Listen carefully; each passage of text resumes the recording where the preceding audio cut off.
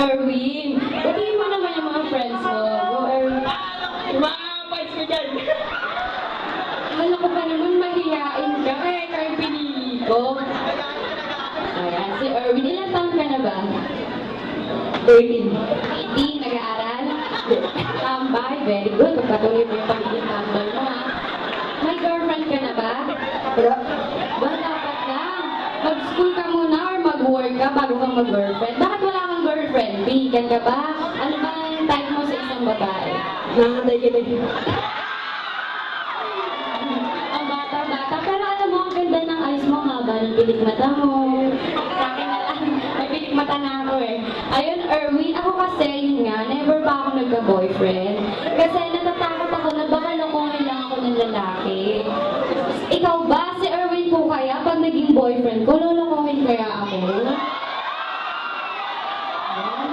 Paborito ka ng bayan, hindi daw. Totoo ba yun? Medyo. Kasi ako yung type ko sa isang lalaki. Yung type ko sa isang lalaki. Yung magugulatin. Yung... distract ako sa lobo. Yung malambing. Ikaw ba malambing ka ba? Oo naman. Sige nga. Malambing ba to kaibigan nyo? Okay, titignan ko Kunwari, nag-work ka na, Erwin. Tapos, nasa bahay ako, hinihintay kita. Nalulungkot ako, tapos nilalamig ako. Paano mo papakita sa akin na malambing ka? Go! Nilalamig ako, lamig-lamig. Nilalamig ako.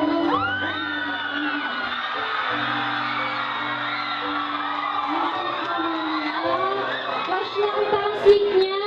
Sige, pasado na yun. Tapos yung isa ko pang type, yung kissable lips. Binasa.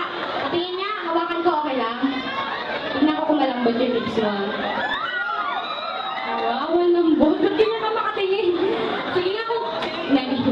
Kung kissable lips ka, kiss mo yung kamay ko.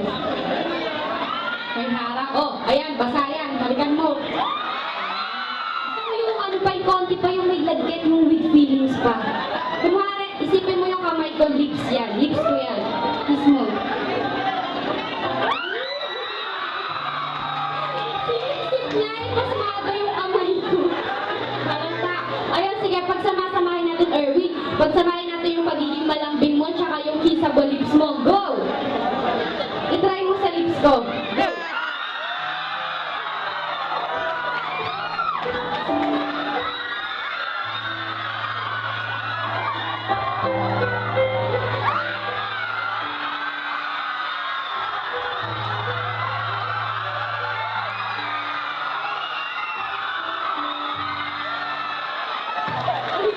Parang